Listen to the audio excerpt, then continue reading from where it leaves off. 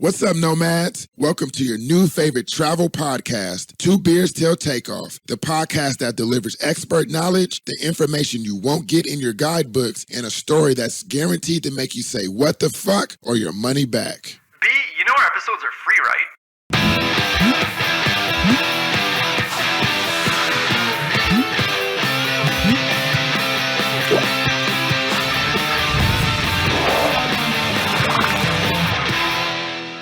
Hello and welcome to Happy Hour. My name is Phil, and in this episode, you will hear the crazy story of why there have been no episodes over the past few weeks. Before leaving for Peru, to be honest, I did have 3 episodes ready to go, so I just want to give a shout out to Irish Dave at Strut Sound Productions for helping me getting those ready, even though they weren't able to get put out. Before we get to the story, though, let me introduce our first guest. He's your favorite gap-toothed Brazilianaire. Welcome to the show, CG. Thanks, buddy. I appreciate the Brazilian accent as well. You must have been working on that for a while. Yeah, I've been sounding it out. What's going on with you, buddy? Not much. It was a wild trip. I think we've done like 10 trips together now, and I was thinking like, fuck, this has got to be at least top 9. Like before we even left for the trip, because I'm ruling out Paris because Paris sucks. But now that we're back, I'm thinking like, fuck, it was. Paris was eventful, to be fair. Well, it was a little bit. The less we talk about Pigalle, the better, I guess. But it was. I gotta say, it was top, like top 2. I was gonna say the same. It was top 2 for me. It was fucking what an effort this was. Like Peru really fucking lived up to expectations and went beyond, really. So yeah, cheers to Peru. Yeah. So before we get too much into Peru, let's introduce our other guest. She's actually a new guest to the podcast. She's been to approximately 15 countries spanning 4 continents, and recently she got engaged in Peru. Welcome to the show, Jacqueline. Hey, look at that rock. Yeah, look at that rock. Oh, that's got to be at least, what, 70, 80 solas? Just for anyone who doesn't know the conversion, 80 soles is $6.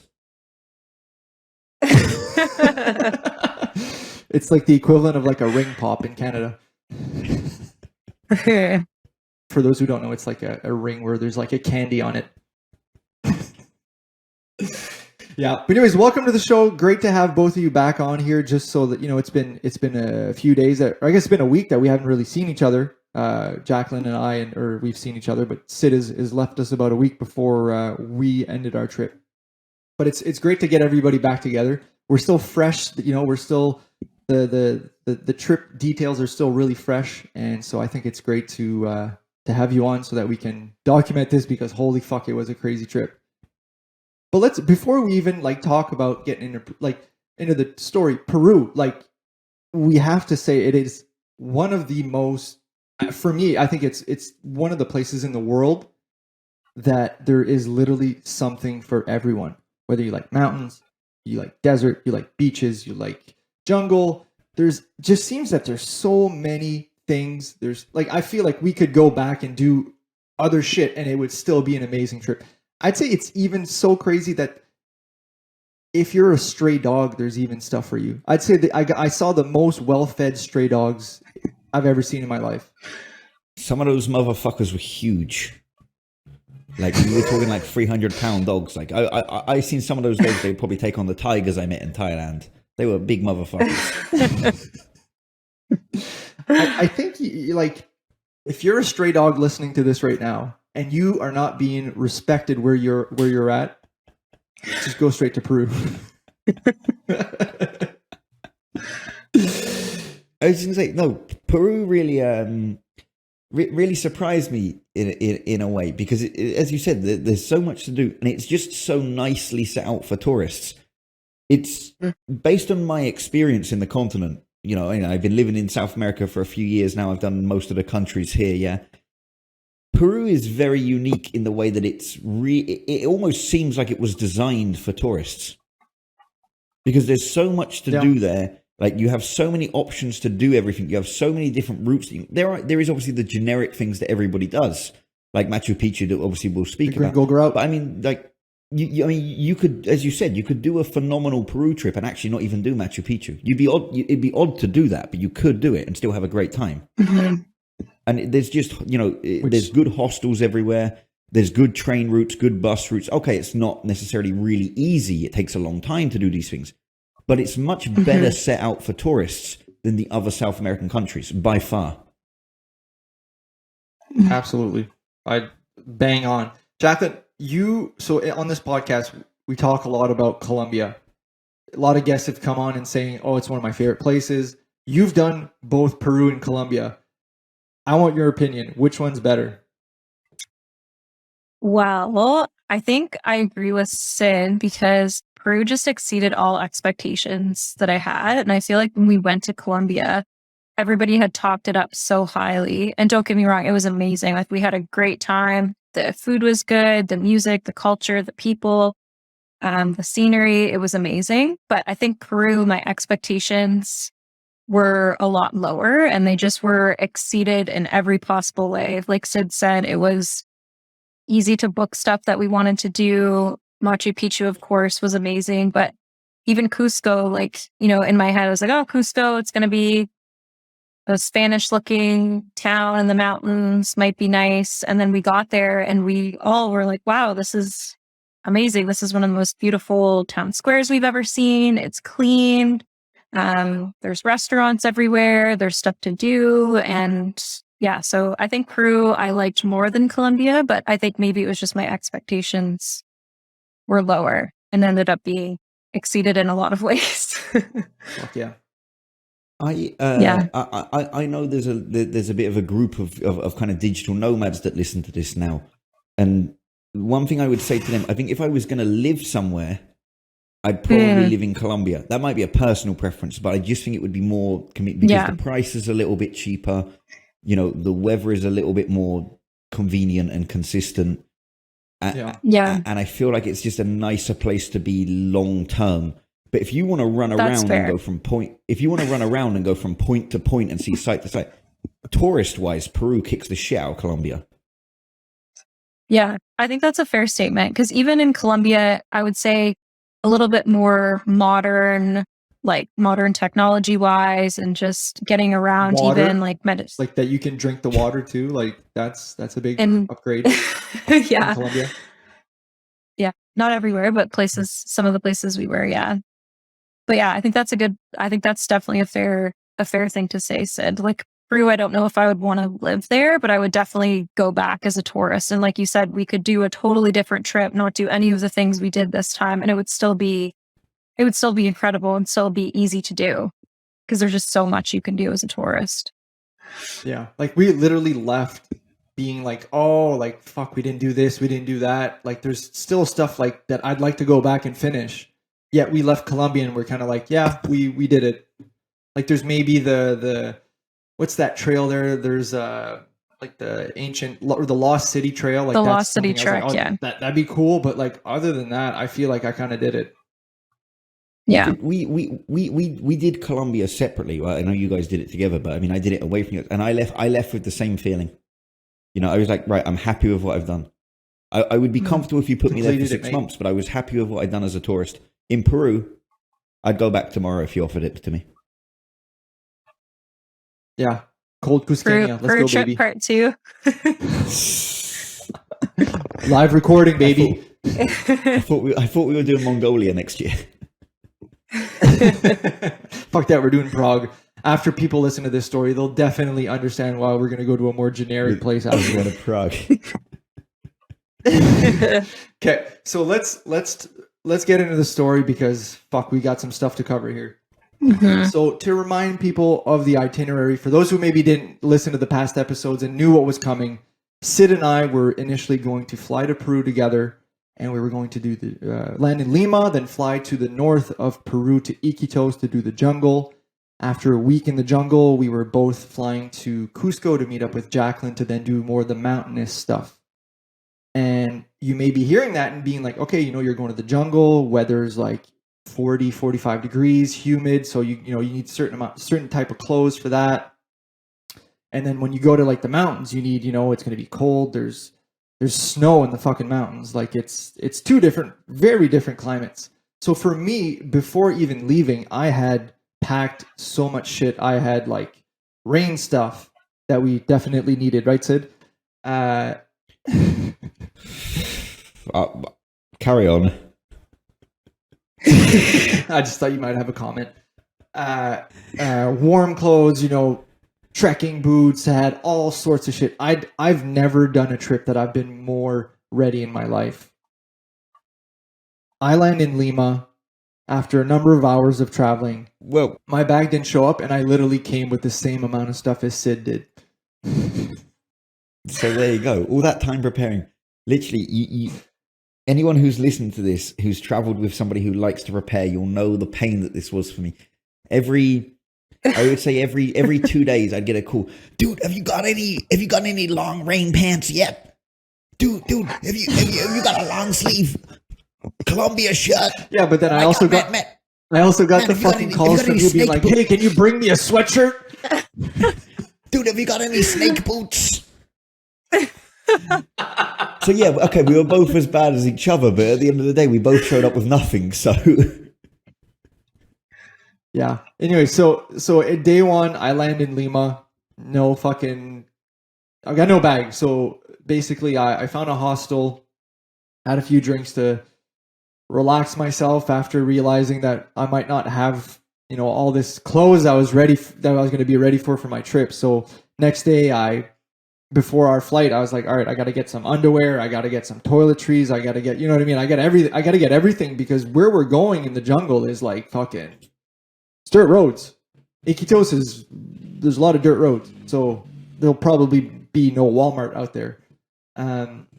So I go to Lima, get ready, get all as much shit as I can. And then my plan was then to, take a Uber to the airport and meet up with Sid. So I'm in the Uber and a lot of traffic in Lima. We're maybe about like kilometer and a half away from the airport, and I'm in about 8 lanes of traffic. And I'm on my phone, and all of a sudden I feel somebody take my phone. My window was down, and there's a guy who just jimmied his fucking hand in, stole my phone, and just crossed traffic. It wasn't down. So wasn't down though, was it? It was open, like as in there was a crack in the window, yeah. But you hadn't. Yeah, it was like it open to the bottom. halfway. No, it was halfway. So the guy shimmied his way in. He literally took his arm and went like jank. And so go grab your arms. I like then realized I'm like Jesus fucking Christ! Like somebody stole my phone. So I got out of the car, start yelling after the guy, and it ended up being more than one guy. There's 2 guys that were running with the phone, and then there was a third guy who was trailing, who turned towards me when I was getting near them and fucking pulls out a knife. And at that point, I'm like, just, what do you do? Like, he pulls out a knife. Like, you're not replaceable. Like, iPhone is, but... You say, bye-bye, iPhone. You give him a fork and tell him to fuck off back to the restaurant. Yeah, so at that point I was like freaking out because one, I had all of our passport details on my phone. I had my credit card associated to the phone. I had which I later learned that I needed my vaccine passport to even get into the airport on my phone. I had just so much shit. I was freaking boarding out. Pass. So the boarding pass, I had everything. So the Uber driver drives me to the police station at the airport.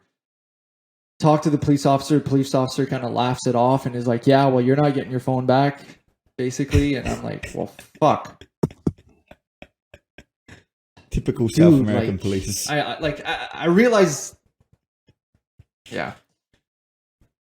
Anyway, so then I tried to get into the airport after talking to the tourism police that wasted my fucking time.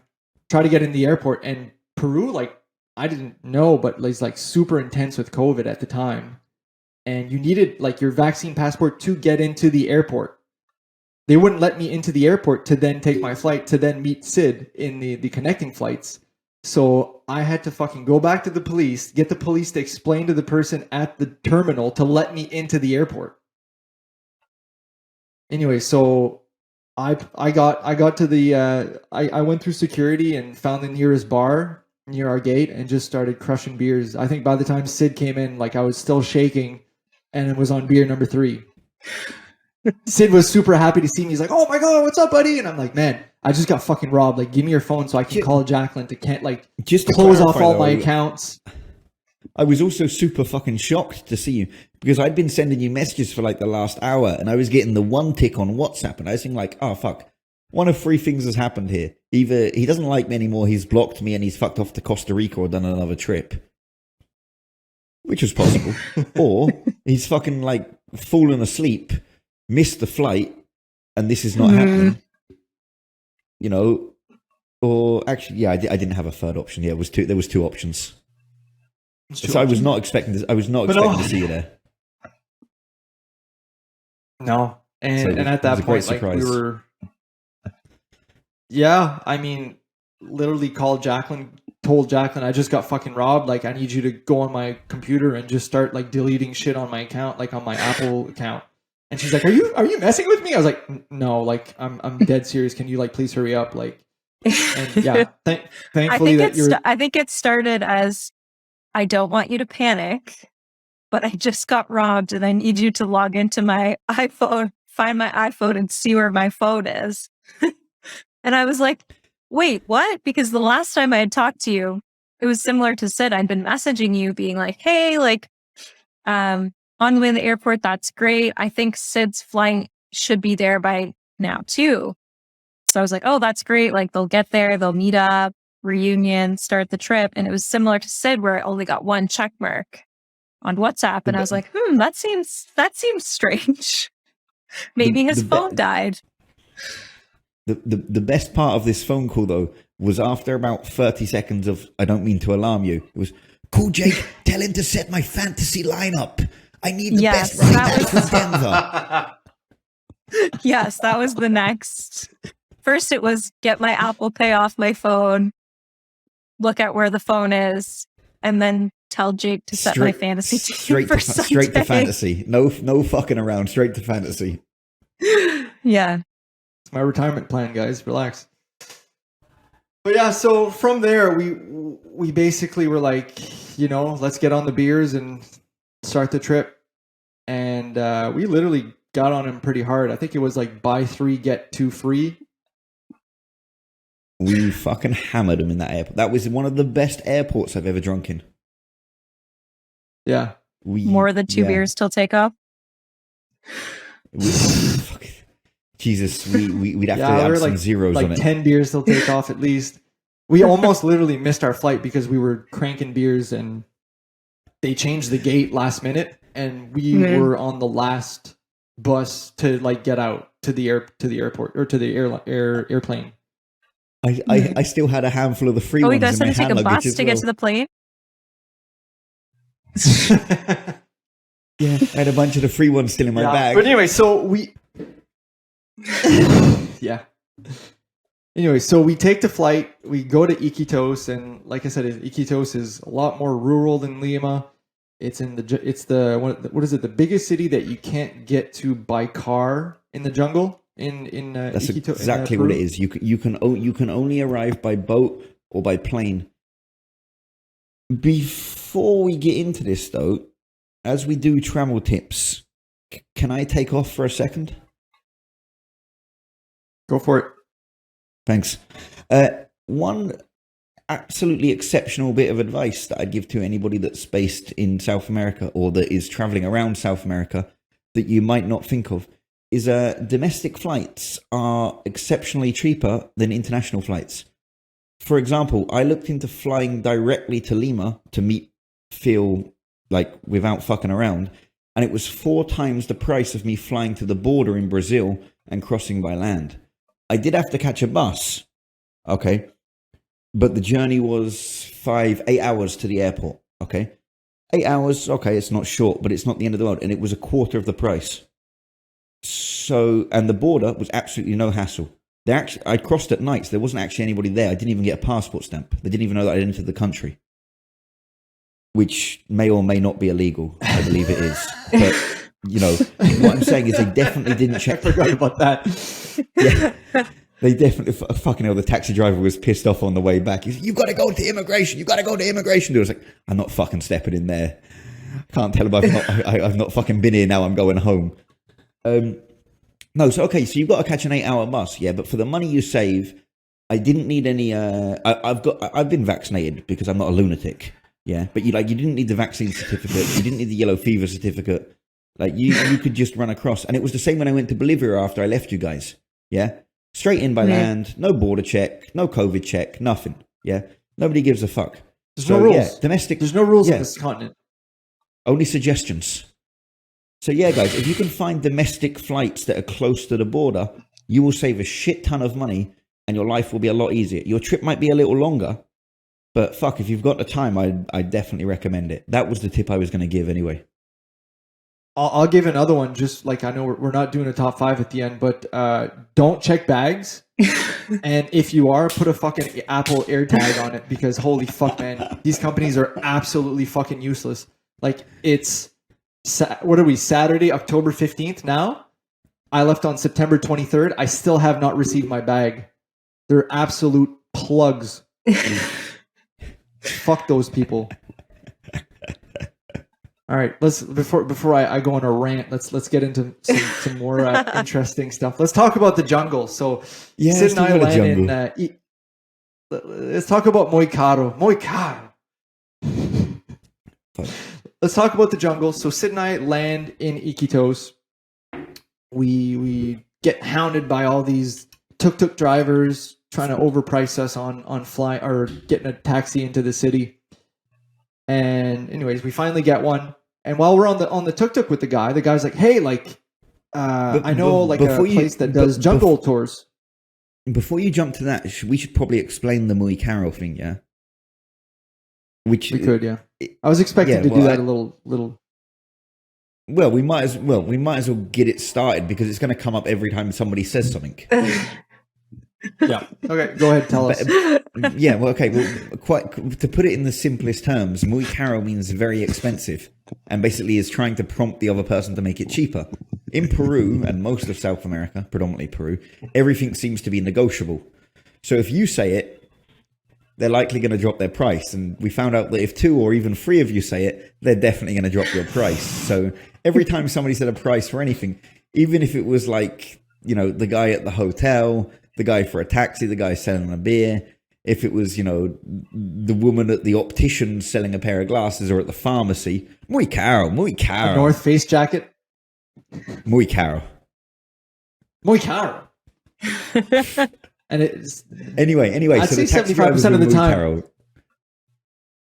Yeah, we get a good deal, and then the taxi or the tuk-tuk driver says, "Hey, you guys looking for a jungle tour? Like, I know a company, and if you guys are interested, I can stop while we stop to drive you home."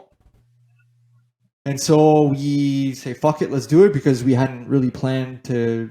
We hadn't already booked a place, so.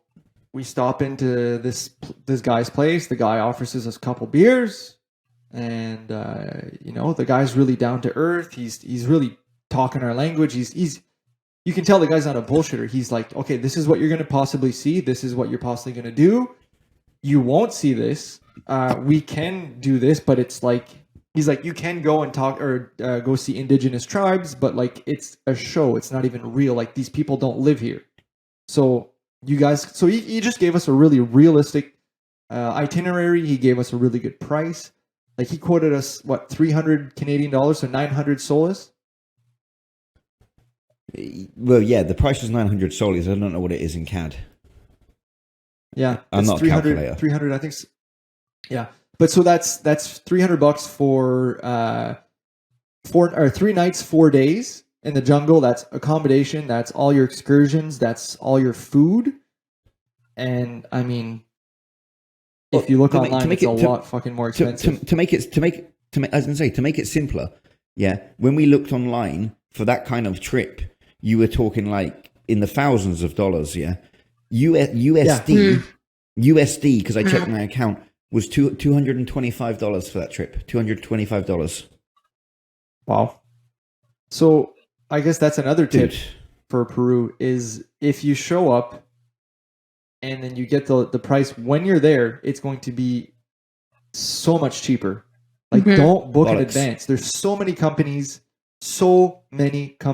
It's overwhelming with how many companies there are doing jungle treks. That's all there is there. Basically jungle trek companies. So go get the better price in person. That tip's bollocks. Not as in that it's actually complete bollocks, but it's just bollocks of Peru. It works everywhere. Prices are always cheaper on the ground, which is why I say never to book anything. Prices are always cheaper on the ground. Always, religiously, everywhere. I've never seen an exception. Well, I would give you a couple of exceptions. If ever there is less companies that are doing it and they don't have the capacity to then take you in, then you might not be able to do that experience. Phil, we don't have time for you to prove me wrong. Move on to the next subject. I will say though, Sid, the one thing in Peru that I would not recommend doing that for would be your Machu Picchu tickets, which we'll talk about in a bit. But there's certain things that are extremely desirable touristy activities that buying them immediately before when you get there may not be the best idea. You are completely correct. Get the good treks. You are completely correct. But that is an exception to the rule for sure. No, but let me rephrase my statement. Then. Nearly all of the trips are cheaper on the ground. Nearly all of them. There you go. Much better. Fucking hell, I should have a podcast. All right. Back to the story.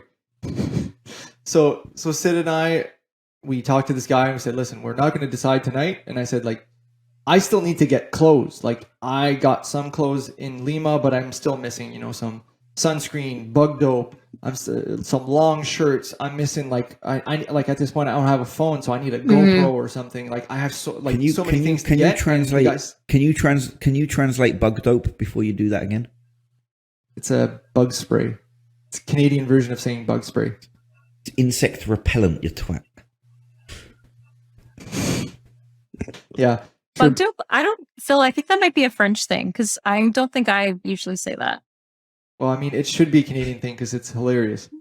I enjoy it. I just didn't have a fucking clue what you meant the first time you said it. Bug dope. I was looking for something to smoke. I was walking around like, fucking hell, can I have a puff of that? So the next day, the guy picks us up, and we decide to go with him, and he gets us all our stuff: the sunscreen, the long shirts, the GoPro, the bug dope, and we start up the next day. We start out on our trek, and so he picks us up at like 8:30 in the morning, and we take like a 2-hour bus ride to this town called Nauta.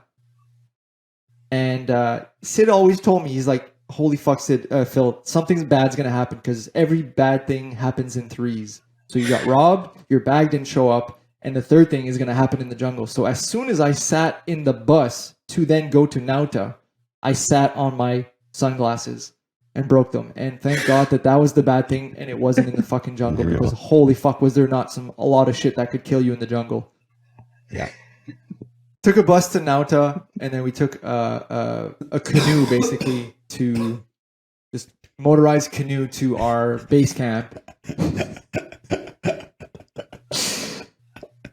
on the Amazon. So, anyways, we were not the only ones that were going on the trek. There was 2 other Israeli guys, and Israeli guys started to become a trend on this trip. Like, holy fuck, was there, like, I literally was starting to get concerned that there was no more Israelis left in Israel. Who the fuck is out there making the hummus?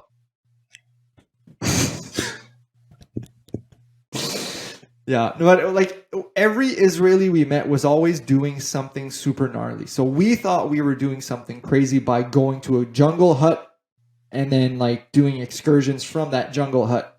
The Israelis we met were like, oh yeah, that's not intense enough. We need to build our own shelter. We need to hunt for our own food. We need to fish for our own food. and be just completely out in nature with the spiders, with the fucking everything.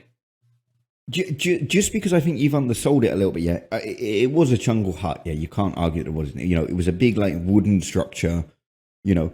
But if it wasn't for your mosquito tent, yeah, you were quite exposed. Like we had an enormous frog in our bathroom that was like bigger than my head, right? Yeah. And outside of the jungle hut, there was a lot of animals running around. Okay, like you could literally walk 30 seconds and see monkeys. Yeah, it's not like this was a jungle hut next to a city with a hospital with a bar. To the Walmart. No, like there was a village of about 200 people that you could get to in about 15 minutes through the trees. Yeah, but other than that, there was fucking nothing. Yeah. I don't want people to get the wrong impression, like, oh fucking hell, they just went to a place near a river. No, there was fucking nothing around. Yeah. You couldn't see or go anywhere.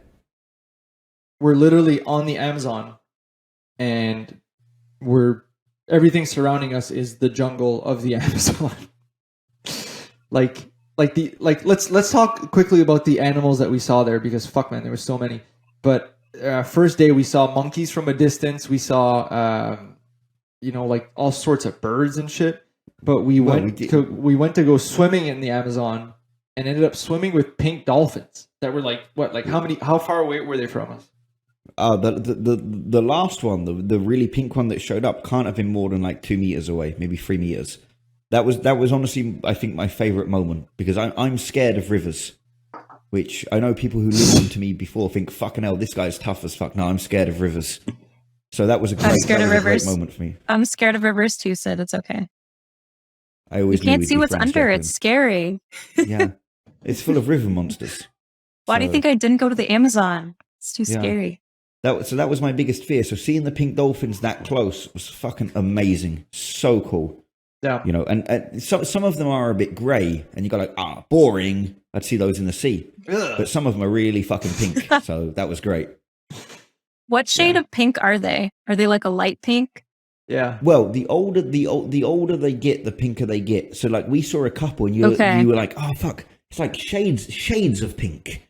It's a little bit pink. The last one we saw, the one that came really close to us, fucking yeah, it was like one of those flowers you'd see in the garden. Fantastic. Yeah, it's like a rosé one. It was really pink. Yeah, I mean, initially I didn't want to jump in the water either. Because I went to the travel clinic, and she told me basically, do not under any circumstances jump in any body of water, because the Amazon is filled with parasites, anacondas, crocodiles, and so piranhas. Everybody fucking jumped. Yeah, piranhas. Everybody jumped in the water except for me and Sid, and I was like, well, fuck it. So we just jumped in, and yeah. I was right in after Frank. I was right in after Frank. As soon as I saw Frank was ready, I was like, fuck it, I'm going to do it. Frank was our guide. Yeah, you got to try. That's a great tip as well. You've got to trust your guide. If your guide says it's cool, do it. Frank said it's great, so fuck, I'm not going to disagree with Frank the Tank. Was it deep too? Like, were you touching the bottom, or were you like swimming? Yeah, we were touching the bottom. You could go out far enough that you couldn't, but I wouldn't advise it. Frank so you weren't like jumping over the boat. You like walked. Walked into the water. Yeah. Jacqueline, we have limits here. Come on. Do you know we're fucking animals? Okay, that's what I was picturing at first. Like you guys jumping off the off the boat, it was like and a having beach. to it was like a beach. Yeah. Okay. It was like an Amazon beach with like weeds and stuff that you have to go through, like grass. No, we were just like, we were on a boat, right? So we just kind of showed up and then got off the canoe and then just onto the beach. I'm just trying to set the stage for people like me who are scared of rivers, so that if they are wanting to conquer their fear, they know that, you don't have to jump over the boat into like the weeds and stuff where the crocodiles are. It looked like being in an infinity pool in a 5-star hotel in Singapore. Okay. Except, without exactly like that. All of those things. Except nothing like that at all. Yeah, it's literally just a very large brown river where there's a little bit of sand and no plants that you need to go through. So they drop you there, and you can sit on the sand and then go into the river. And because it curves around, the current is not so fast that you can like kind of swim around a bit. Nice. And then, so we went from there, and then had supper, and obviously, like the food we had there was great. Like, it was, portions in Peru are fucking huge, and it didn't exclude this place. No small portions in Peru. Everything's bigger in Peru. They call it the South American Texas. Except the people, obviously, who are fucking tiny, shit basketball. Yeah, team. people are fucking tiny. Sid and I would walk around, and people were like, I remember this little kid in that market in Nauta. He was just like he just saw a giant. He's like, holy shit. Yeah. Meanwhile, we're just like average height. I kept bumping into people in the supermarket, and I kept saying to them, "What are you trying to do? Suck me off?" Oh my god.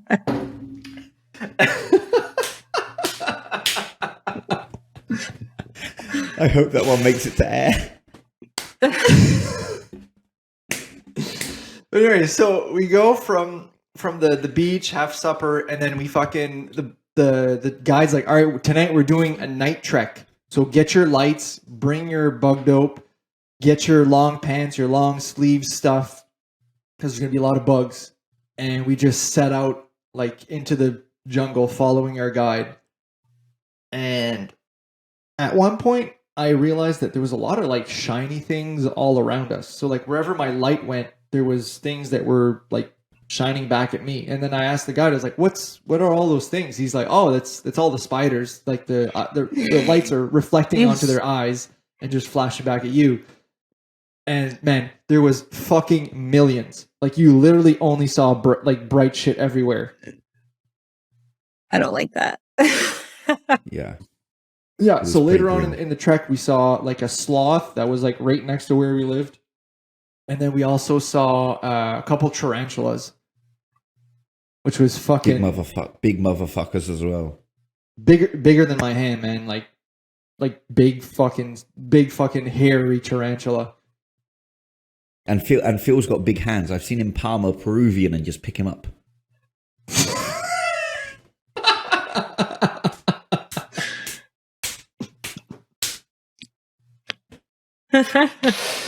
Oh fuck. Yeah, so I guess we won't be detailing every single like day and stuff like that in the jungle, but in terms of shit we saw, man, we saw like what 6 different types of monkeys. Yeah, squirrel monkeys, ambulance monkeys, woolly monkeys. Anyways, we saw 6 different types. We had monkeys crawl over us to get food, which was probably one of my highlights because I'd never experienced anything like that. We also saw. Do you know what I always thought about the woolly monkeys? Yeah, in the Amazon, it's like fucking 40 degrees, especially in the part we were in. Yeah, and there's no fucking breeze. It's really, really humid. Why would you want to be woolly? Super fucking hairy. Yeah, I'd want to be super hairless. hairy. Yeah, so why would you want to be woolly? I don't get it. They should be in the Arctic. They picked the wrong latitude. I mean, I'd take them. They were pretty cute. What's up, Martina? Yeah. But anyways, we saw caimans, so like alligators. Our guide literally grabbed a caiman like with his hands. We went piranha fishing. Wild. Sorry. You shouldn't skip over that. We should mention this guy. Our driver, who was called Little Bird, yeah, and the guy is just the epitome of what I would like to be in my life. What every man should aspire to be. I've never seen somebody so comfortable in his surroundings. Like we were looking for them. Huge dick on him. I can imagine. I wouldn't want to compete with that. Right? He didn't speak a word of English, right? And right, we were looking out for these caimans at night, and there was like Frank the guide spotted one in the background. Little Bird, without missing a beat, yeah, because we weren't on our canoe at this point. We were walking through the trees. Jumped on somebody else's canoe, took it across the river, yeah, and just dived straight in with his hand and picked it up by his neck and pulled it straight out the river. Like the guy did literally just not give a fuck. Like he was built to be a jungle man. Next day after that, we went piranha fishing, which was probably one of the highlights for me. It was pretty fucking crazy. We had these little fishing rods made out of like a piece of wood and with a hook at the end, and you'd put like a bit of chicken skin. And as soon as like in Canada, like chicken skin. Yeah, it was like I'm surprised we didn't get salmonella. But like I thought we were gonna. Like usually when you get a bite on a fish, you can pull up and then you'll still catch the fish. But the piranhas are like their teeth are so sharp that as soon as you feel a bite, like the chicken skin's gone. Yeah, it was insane. But and then hard work. And then we later on that night when the lights turned off, we all got our headlamps and went spearfishing in the dark in the middle of the Amazon. It was fucking intense. We were about six guys we were 2 guides and then we had five guys. So we were 7 guys on a canoe. And we're all taking turns spearfishing these foxfish. So do you remember the part where you just heard like, oh fuck, while we were on the boat in the middle of the dark in the Amazon, and you heard like, oh fuck. And then the hornet started fucking. I literally told this story to somebody about an hour ago, explaining that you might think that even with some bug dope on you, man, some bug dope, you might be okay, yeah. You fucking aren't, because half the things out there don't give a shit about this kind of thing. The mosquitoes might do, not completely, but the other ones don't. These fucking wasps, yeah, or hornets. Honestly, they would they were like this. I've seen alligators smaller than those wasps. They were fucking massive. Literally. Yeah. And so as soon as like one guy got stung, did you get stung too? Nope. Only man on the boat to avoid it. Yeah. Anyways, a bunch of people got stung, and then finally the tour guide's like, turn your lights off. So we all turned our lights off, and they left. But I mean, man, we were getting attacked by fucking wasps. It was really fucking painful too. Yeah, let's move on here from the jungle. I realized that Jacqueline hasn't. So Jacqueline still wasn't with us at this point, but I just do have to finish the jungle portion with one of the best things of this fucking trip. Sid and I did an ayahuasca trip. If you don't know what it is a jungle hallucinogenic, and it was one of the fucking craziest shit we've ever done. We won't be covering it on this episode because it deserves its own episode. It will be coming out in the coming weeks, and oh my god, what a fucking story! Top 5 things I've ever done in my life. 100% it's in the top 5. I was going to go top Absolutely 3. Fucking gnarly. Sorry, top 3. Like, all right, we're just going to take a piss break and we'll be right back. Now, in the story, we've left Iquitos. We are now, Sid and I left Iquitos to meet Jacqueline in Cusco. And guys, we talked a bit about Cusco, but holy fuck, what a city. It's filled with fucking gringos, but holy shit. What a beautiful fucking city gringos. center. What a beautiful Plaza de Armas is one of the most beautiful squares I think I've ever seen. We discussed this. I mean, there's a McDonald's right from the square. I mean, it's what and else do you want? And a KFC. Dude, I gotta ping 2 points on that really quickly. Number 1, every city in Peru has a Plaza de Armas, in case you're wondering. Yeah. That's actually a legal requirement for every city in Peru to have a Plaza de Armas. And the second point, I remember reading in a Lonely Planet book, circa 2012, something like that. Yeah, circa, complicated word for anyone who's not qualified in English. The main square in Brussels is the most beautiful square in the world, and I would have to say that is absolutely bollocks. One, because it's a nice square, but it's not class. It's not like elite class. Fucking hell, I don't know about you guys, but what we saw in Cusco in those, like that main square, not even the main square of Cusco, even just the other squares. Like the main square itself is absolutely stunning, with the mountains in the background, the big cathedrals on 2 of the sides, those kind of Spanish colonial style buildings. Everything's perfectly kept. Yeah, even the McDonald's, even though it's there, they're not allowed to ruin the architecture. Yeah, the the big green part in the middle, absolutely paradise. Mhm. Yeah. Take me back. And we actually said when we were back in Cusco after you left, Phil and I went to one of the restaurants that was right on Plaza de Armas, and we sat like up top so we could look down at the square.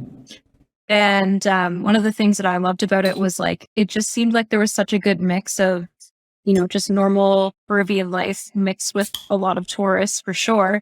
But there was kids like playing on a skateboard and they were laughing and falling off and getting back on. And there was just people like it just had that life that, you know, when you visit a city, that's one of my favorite things about going somewhere new is like just seeing people living their everyday life, the kids in their school uniforms, walking through on their way home. And yeah, it was just, we just kept going back to the square, you know, during the day. Because we're like, it's so beautiful. And just, yeah, it was amazing. Another thing that I loved about Cusco is that, so we stayed, so usually when we travel, we'll book like our first few nights somewhere just so like when we land, we like have a plan. I know Sid likes to have no plan and he'll just book something like 5 minutes before he needs to go to sleep for the night. But so that's what we usually do. So we stayed like a few different places in Cusco because like we only had a few nights booked at our first place. So our first place was kind of like up on the mountain. It was a freaking trek to get up there. And the elevation. Because the elevation, but had an amazing view of the city. And then afterwards, we stayed like more in the center, like close to Plaza de Armas.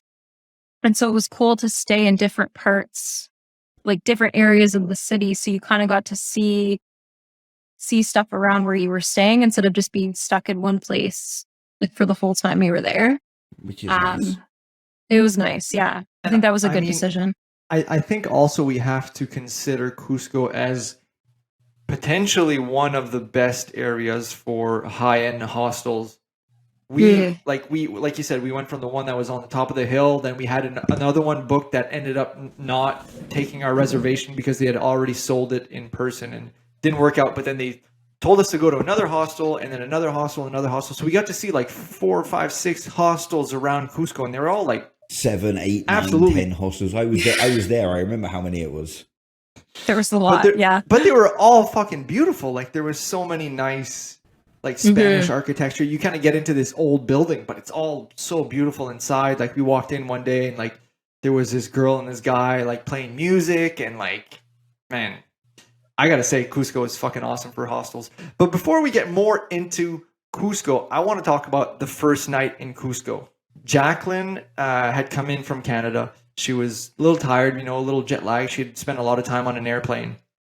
And so Sid, myself, and one of our Israeli buddies, what's up, Sheer?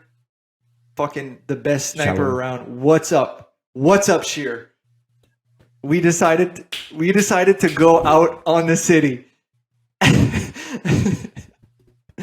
We decided to go out on the city in Cusco. But what we didn't realize, so we were in one of the bar districts, we were walking around, and it's a Saturday night.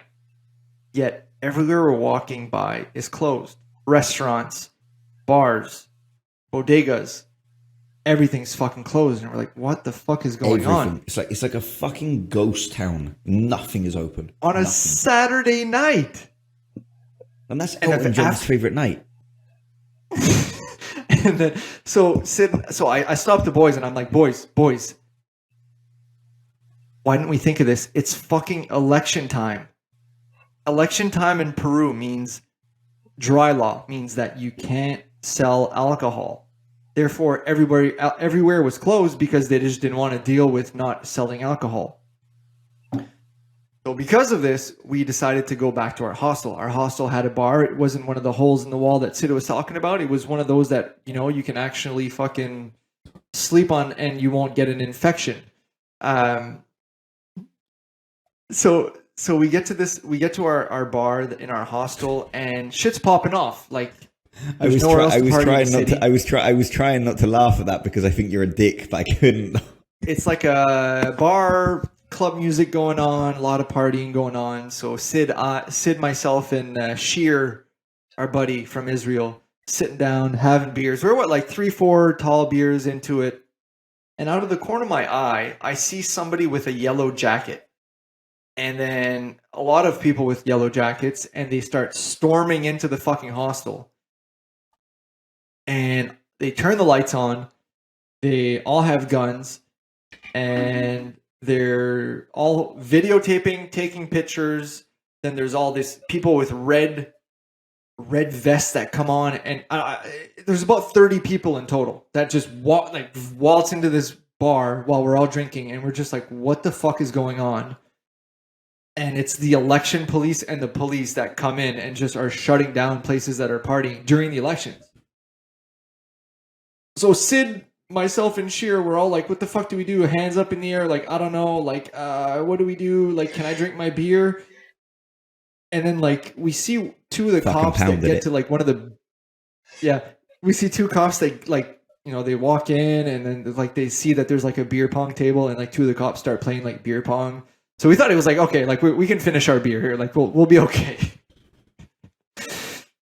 And then I remember like the hostel owner was pissed. He was like, fuck, like everybody's got to get out. Like you guys go back to your rooms. And I went up to him and I was like, hey, like I understand why there's like a dry law because, you know, obviously elections in South America are quite polarizing.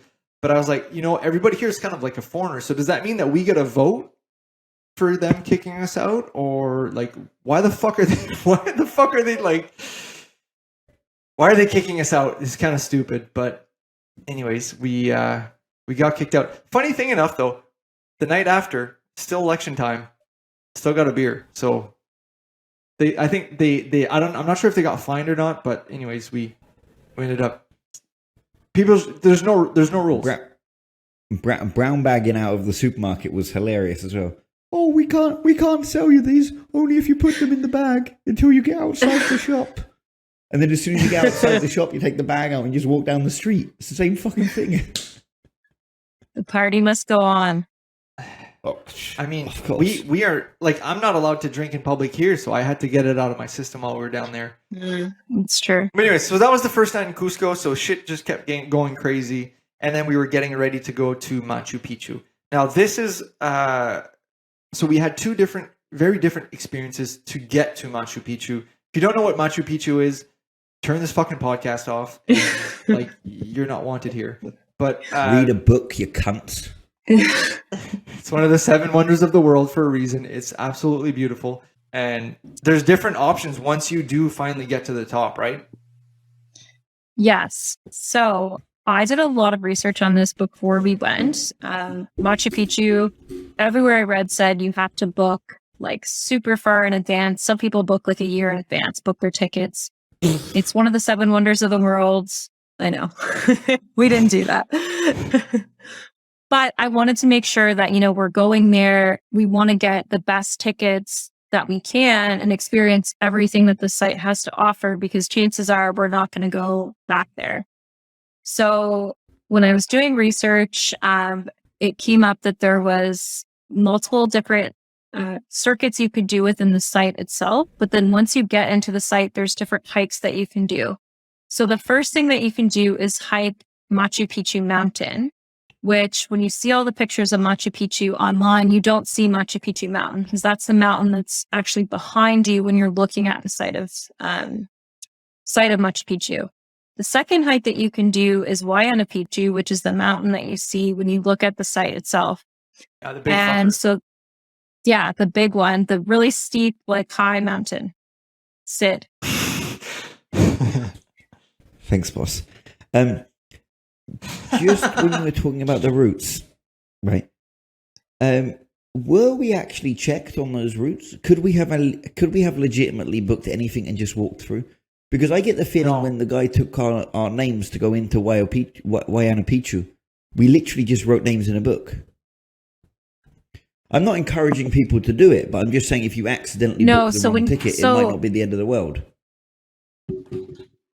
So to get into Huayna Picchu, our tickets that we had to show him, like said Huayna Picchu on them. So like we booked circuit 4 plus Huayna Picchu. So for us, like our tickets to Machu Picchu were for 7 a.m. And then we had between 8 a.m. and 9 a.m. to enter the Huayna Picchu part of the hike. So really, we only had an hour and a half or so by the time we got in to walk through the site of Machu Picchu to get to the base of Huayna Picchu. And we ended up doing that in about an hour or so, just because we wanted to get to the hike before, as early as we could, essentially, and Avoid make the most of crowds. that part. Avoid the crowds, yeah. Yeah. So we were in the morning group for Huayna Picchu, like the earliest group that you could get. I would strongly, strongly recommend getting the earliest possible tickets for both Machu Picchu and Huayna Picchu. Hell yeah. 100%. 100%. It's so worth it to wake up early. I'm not a morning person at all, but it was so much more worth it to do that because you get to the site and there's barely anybody there. So you can just enjoy like just seeing this amazing like architecture, seeing the clouds, seeing just the mountains, everything without a bunch of tourists with like selfie sticks obscuring your view. When I was researching Huayna Picchu, everyone said like, if you are a hiker, if you're not afraid of heights, definitely do it because you get to look down on the site and there's not as many people and it's just an amazing experience. And I'm somebody who is, I wouldn't say I'm scared of heights. Like I can be up high and be fine. But I'm scared of heights if there is a chance that I could fall. So if I'm in like something where there's like a railing or there's like, I'm in a gondola and it's like closed off in a plane, like I'm fine. But if there's any chance that I could slip and fall, I'm scared. And I will not lie, Huayna Picchu, the hike up, Sid was marathon running way the hell ahead of us. I was hiking, and I mean, there's some parts where you hike and you're walking. There's other parts where you legitimately need to climb and hold on to like a metal rope. There's parts where you need to use your hands on the steps because it's extremely narrow. Leaves. It's very steep. And there was parts where I was like scared. There was parts where I was like hanging onto the side and I had that moment of panic of like, oh my God, what if I fall down? Like, this is not safe. So if you are extremely scared of heights, I would not recommend doing it. But if you are like me and you're just a little bit scared, you can power through it. It was so worth it to get to the top because once we got up there weren't that many people and we could see just the entire Machu Picchu site from super high. We could see all the mountains around. The hike out, because you're at altitude, was like harder than you would anticipate it to be. So we took lots of breaks. We looked at the view. And so when we actually got to the top, it was like it was worth it. It was like a good reward for doing this really insane hike to get up. And the interesting thing about it is like the hike. So when you get to near the top, the hike up is different than the way down. Yeah. Just to prevent people from trying to like climb over each other. And so the really, really steep parts, there's only people going up or there's only people going down. So that was good. But on the way down, we met a lot of people that were hiking up, like on the bottom part of the mountain. So that was the other advantage that we had of going early, because when we were hiking up, there was nobody coming down at all. So we didn't have to stop and let people pass or anything like that. So that's another reason you should definitely go. For being out of breath. Yeah, and judge us for like taking a million breaks. Yeah, so I would say that was like, I don't know about you guys, but that was like the highlight of Machu Picchu for me. And I didn't anticipate that it would be. I was like, oh, it'll be like a nice hike, like whatever. But it actually ended up being like the best part of Machu Picchu, I thought. Yeah, I absolutely agree. Before we move on, I just want to say, so Sid and I talked about this, how like, wonders of the world, sometimes you have something really built up in your mind of like wanting to do something, thinking it's going to be amazing, and then getting there and being like, nah, it's nice, but it's okay. I think Machu Picchu was one of those things that was exceeded expectations. It was 100% worth it. If you are in Peru, it is expensive, but do not skip doing it. It was absolutely incredible. And it definitely, like, it's a wonder of the world for a reason. So for a reason. Yeah. And I think all three of us were just really blown away by how incredible it was. So don't skip it. Yeah. I want to transition from this to start talking a bit about when I was going to propose. And Jacqueline and I had 1 night and 2 days reserved in Humante Lake. And just to give a bit of backstory, when I was in the jungle, Sid and I and 2 of the other guys that we were with, and we were having some drinks one night, and I said, boys, or Sid said something like, Phil, when are you getting married? And I was like, yeah, you're right. Like, when am I getting married? Like, and then I started talking to the other guys because they had done a bit of Peru before, and I was like, where's the best place to propose? Saying like, we're going to do Huayna Picchu, Machu Picchu, and we're also going to be doing Humante Lake once Sid, splits up with us. And the guy was like, man, like, do Humante Lake because Machu Picchu there's just way too many people. You won't have that private moment that you probably want to propose. So he said, do Humante Lake. It's, there's less tourists. It's still a very beautiful site, and do it there. So Sid parted. Jacqueline and I, we woke up at, was it like 4 a.m. to go on this, to start this trek? We got picked up at 4, so we woke up at 3:30. Jesus Christ, it was early. But anyway, so what we were planning to do is to sleep in these domes through the Salcante company. And so first day we started trekking towards base camp, which was like 3,900 meters.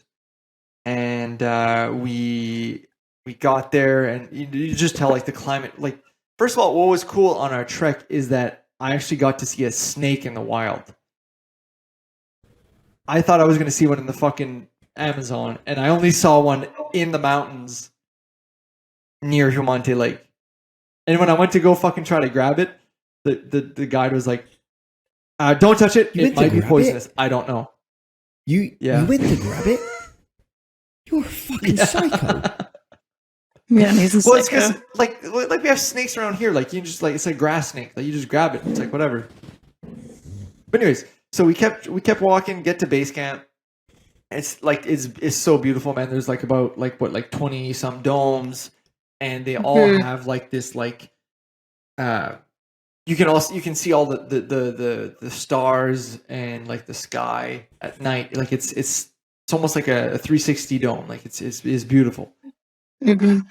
So at this point, we're at the domes. I approach the guy that we're with. I have the ring with me, and I go to the guy and I say, like, hey, like, I know that we're going up to Humante Lake today, and then the next day we're going to another mountain that's just adjacent to where we're at, or it's like the right to the left of where we're at in the Salcante trek. And he says, do it on the Salcante trek. It's way better. It's a lot more high, and it's a better place to propose. And that kind of screwed with my plan, because I was like, okay, well, like, if you propose at the Humante Lake, it'd be great to, have a night under the stars. It'd be beautiful. And so when we started getting ready for the Humante Lake trek, I was like, fuck it. I'm going to bring the ring just in case that I get up there, and I'm like, fuck it. Let's do this. So we start going up. And let's talk about altitude sickness. We talked about it briefly, but like, altitude sickness is an absolute issue once you go to Peru. Peru has so many beautiful sites that are at high elevation. And like, for example, we got to base camp at 3,900 meters, and there's a woman that was in our group who had to get like ambulanced out because she was so fucked up. Like, we got to the top of Humante Lake, and there was like puke all over the place because people like puke once they get to the top because of the elevation. But anyway, so we get to the lake. We get to the top. We get to the lake. At this point, like, the guide had told us that like it's potential to to be snowing, to be raining, to be overcast. But this day is to be cold. This day is absolutely beautiful. It is fucking like 20 some degrees. People are in t-shirts.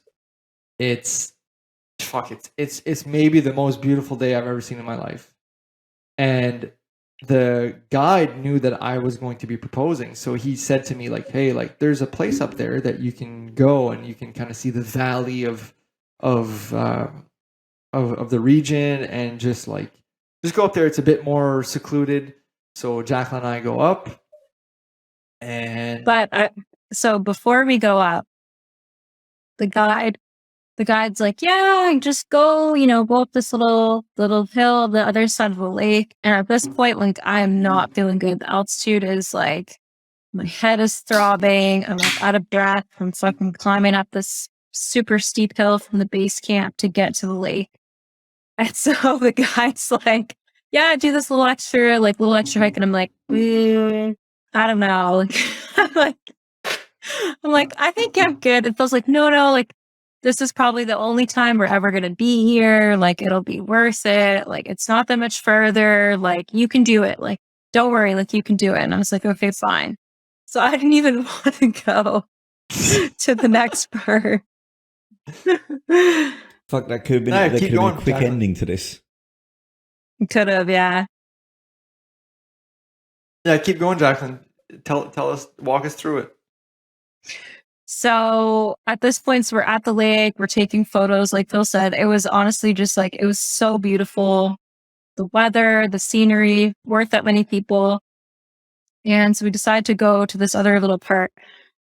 And so we hike down to the lake part, we hike up the next part, and we get to like the top of like this ridge right beside the lake. The valley's on the other side, the mountains are right there.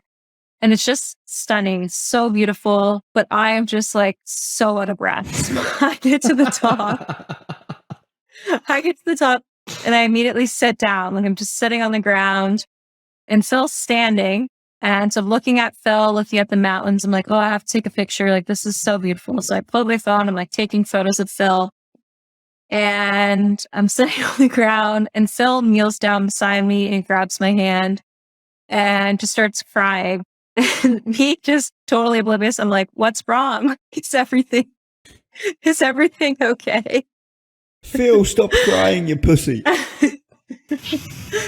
And it's just altitude. Yeah, it wasn't even in my mind that he might be proposing. I was genuinely like, what's wrong? And yeah, that was how we got engaged. Yeah, wow. And Mm-hmm. pop the question, just to clarify for everybody listening, Phil had met Jacqueline before this trip. They weren't just randomly in the same tour group and this happened. Yeah, we met on Tinder in Peru. Yeah. No, but so true. So we actually got really lucky, and there's two guys that were in our tour group who the tour guide told them that we were going to propose, or I was going to propose, and so he had a drone and also went up and like literally filmed the moment of when it happened. So we got amazing footage of that happening on this, in this amazing site. So it was absolutely beautiful. It could not have gone any more perfect than it did. It was fucking amazing. And I said yes. Really? Fucking hell. Based on what you'd said up till now in the episode, I thought you'd said no. I know, it's dicey. No. I watched the video earlier, and it's the most I've cried since I watched Bambi. I was in fucking tears. It was beautiful. Fucking fantastic. Yeah. So proud of you guys. It was it was definitely emotional, and yeah, it was just so perfect. But anyways, amazing that guy captured it. After that we decided to go, or we went down the mountain again, and this mountain was like 4,200 meters, the Humante Lake, and it was a very quick, like a short way down to 3,900 meters. So it was like, even when I went down, like felt kind of weird, like, altitude sick. Jacqueline felt altitude sick. So we spend the night in the domes. The next morning, Jacqueline's still not feeling great. I'm feeling like pretty good. And Jacqueline still's kind of like, she's a little bit cloudy, and the guide, you know, brings us like coca tea at like 5 a.m. Still doesn't really help. We're at breakfast, and Jacqueline's still like, fuck, like, I don't think I can do this. I'm a little bit, you know, and the guide literally tells her, like, you're not going to be feeling any better if you're not feeling good right now. So therefore, you should take a horse to go up the mountain, because it's not 4,200 meters like we did the day before. It's 4,600 meters. Mm-hmm. And it's a lot more intense. So we got horses, and Jacqueline, I'll let you finish the story, because holy fuck, it was just when we thought that the craziness was going to end, shit just fucking keeps going. 2 beers till take off, baby. 2 beers till take off. Yeah, so I did not want to get a horse. Like, first of all, let's just preface with that, because I was like, I'm hiking this mountain. But our guide Nico was really like, I don't think it's a good idea for you to hike, because I really was not feeling good. Like, my head was pounding. I was super tired, just like did not feel well. So in the end, decided to do a horse. Like Phil said, he was going to get one with me. So he was like, you know, we just got engaged. Like, we're going to spend time together. We might as well do it together, because otherwise we'd be in different groups, like going up this mountain. And so anyways, we leave the base camp, go to where all the horses are. And so all the guides are with the horses, and they're kind of matching us based on our size with the different horses. So Phil goes in the group with some of the taller, like, bigger guys, and gets put on this like majestic, huge, big, nice horse at the front of the group. And I'm at the back of the fucking group. Stallion. Yeah, I'm Sounds a tall, like, I'm pretty sounds a little tall. bit like Shrek. Yeah, literally. I was on like a tiny little like horse at the back of the group, and Phil's at the front. So we get on the horses, and at this point it's cold. Like, it's like 6 a.m. in the morning. Like, we've got our hats on, our mitts on. The sun hasn't come over the mountains yet. So it's like quite cold. So we get on our horses, we start riding. There's probably like 12, 15 people in our group, including the guides. We're all on horses. We start riding up to do this trek. And so the first little bit, like, it becomes very clear that Phil's horse and that group are on the good horses. And we already knew this, but I'm at the back with like the shitty tiny horses. So Phil's group is like way ahead of us. Phil looks like a freaking cowboy on the horse. Like, his horse is just like leading the pack. He's in front of the guides. His horse is like trotting through the streams. Like, he's holding on with one hand, looking around, enjoying the view. I'm on the tiniest horse. Like, he looked like Tony Romo, yeah, absolutely just bossing the Cowboys. And I'm like white knuckle gripping the horse, the saddle of my horse. And the path to get on the mountain is like a tiny little narrow path with like cliffs on the side. And I remember the day before, the guide telling us, like, always go mountainside to the horses, because you never know what the horses are going to do. And you never want you to be on the outside of the horse. If the horse like goes crazy, if you're walking, you don't want the horse to like kick you up the mountain. So I'm thinking about this as I'm on my horse, and all the horses keep stopping. So if any of the ones in front stop, your horse will also stop. So they just kind of follow each other. So we're on the horses. We're on this narrow part. It's not like a cliff that we're on, but it's definitely like a very steep hill into like a valley. Decline. A very steep decline. And the horses also go so close to the edge. Like, they don't stick to the mountainside, but they stick to like the edge side. So on my horse, there's horses in front of me. There's horses like behind me. And the horses stop, and my horse, like, the guide is like yelling at the horses to go. So my horse is trying to go, but the horses in front are not wanting to go. They want to just chill on the side of the mountain.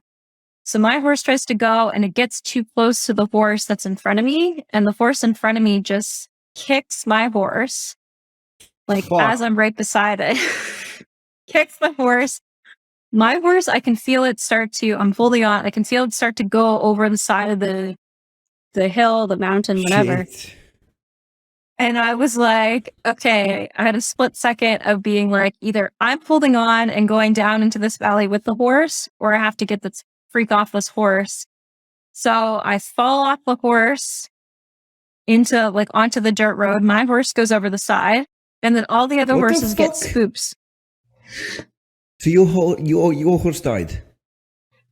My horse went off the side of the mountain. He didn't die, but he fell off. Like he fell down the side of the mountain. What the fuck? Sounds like a fucking video Yeah. game. Jacqueline's horse Yeah. minus one It's life. like It's like Red No. Dead Redemption. So I fall off. I'm laying on the ground, and I kind of like it just all happened so fast. But then I see the guide is also on the ground beside me. All the horses are freaking out. There's another girl that's on the ground. All the horses are going crazy. The guides are all going tranquilo, tranquilo, trying to get the horses to calm down. And remember, I said Phil is way the hell ahead of me. Like he's like way far up. So I'm on the ground. I get myself up. I can see Phil's like way up there, like far enough away that like he might not necessarily know it's me on the ground, but I know it's him in the front because I saw him leading the pack. Because I had a cowboy hat. And yeah. And so I get up. Tell us. I'm all dirty. I'm like trying to brush myself off. The forest is way in the valley. And one of the guides comes over to me and it's like, okay, trying to brush me off. Goes down, gets my horse, brings it back up to me, and is like, okay, like. But before then, Get back on the horse. So before then, he brings you up the dead horse. That's fucking rude. Well, it's not. isn't it? horse is It's not not dead. dead. It like lost its footing and went down a fucking cliff. But it's still He fell off the fucking horse. cliff.